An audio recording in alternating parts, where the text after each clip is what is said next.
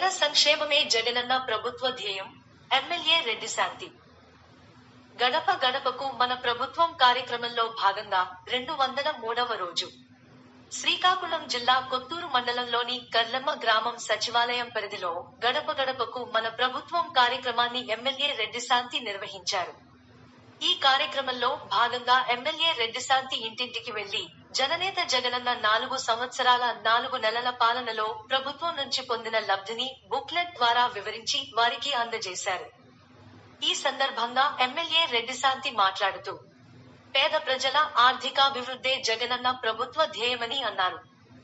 CM Jagananna అందిస్తున్న సంక్షేమ పథకాలు అత్యంత పారదర్శకంగా అందుతున్నందునే ప్రజల జీవన ప్రమాణాలు మెరుగయ్యాయన్నారు.